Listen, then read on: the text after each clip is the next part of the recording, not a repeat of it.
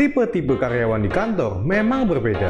Berbeda pula cara menanganinya. Berikut beberapa tips agar kita sebagai leader paham bagaimana kita bisa memimpin mereka dengan berbagai macam tipe karyawan.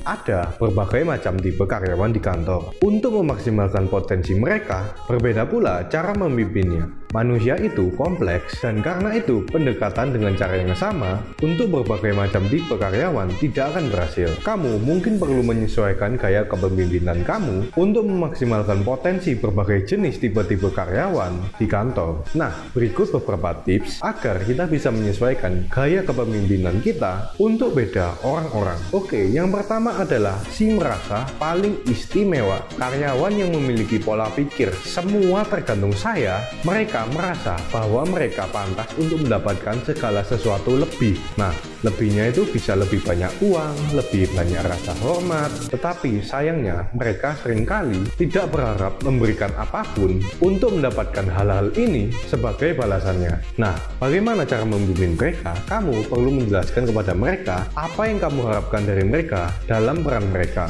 Tetapkan tentang ekspektasi yang jelas apa yang mereka perlu lakukan untuk mendapatkan apa yang mereka inginkan. Lalu, tetapkan batasan perilaku yang diharapkan sehingga mereka tidak kabur melakukan apa yang mereka suka. Yang kedua, karyawan senior. Orang yang sudah lama bekerja bisa menjadi letih dan bosan. Mereka adalah karyawan yang lebih tua secara umur maupun pengalaman dari kamu, namun berada di bawah pengawasan kamu. Sehingga kamu perlu tahu cara memimpin mereka dan mendapatkan rasa hormat dari mereka. Nah, bagaimana cara memimpin mereka? Yang pertama, dengarkan dan perhatikan pengalaman mereka. Pelajari sesuatu, terutama apalagi jika mereka lebih berpengalaman. Ini akan membantu kamu mendapatkan rasa hormat dari mereka. Nah, biarkan mereka fokus pada tugas utama mereka dan pastikan mereka menyelesaikannya. Yang ketiga, pasif agresif. Salah satu tipe pekerja kantor yang paling membuat frustasi adalah tipe pasif agresif.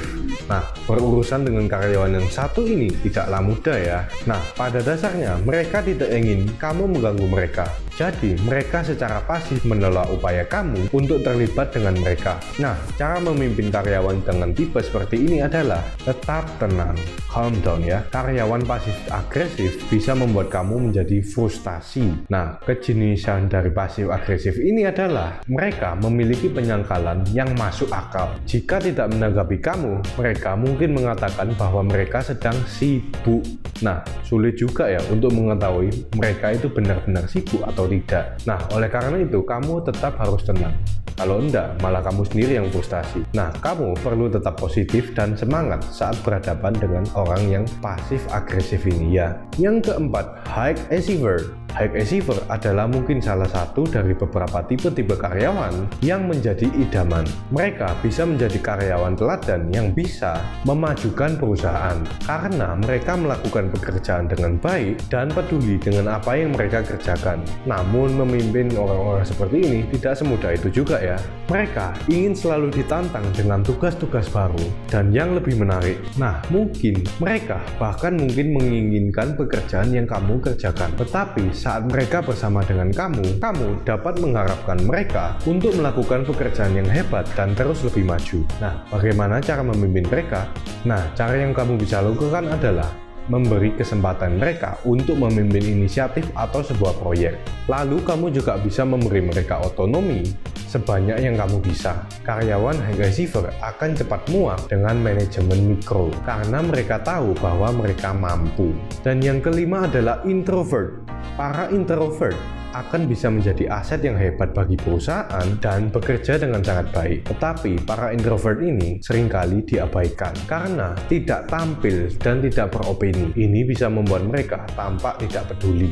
Bahkan bisa membuat mereka terlihat seperti tidak mempunyai potensi dan lebih baik disudutkan atau dilupakan. Padahal para introvert ini bisa jadi memiliki potensi yang luar biasa jika diberi kesempatan yang tepat. Jadi berhati-hatilah untuk tidak mengabaikan potensi introvert di dalam tim kamu ya.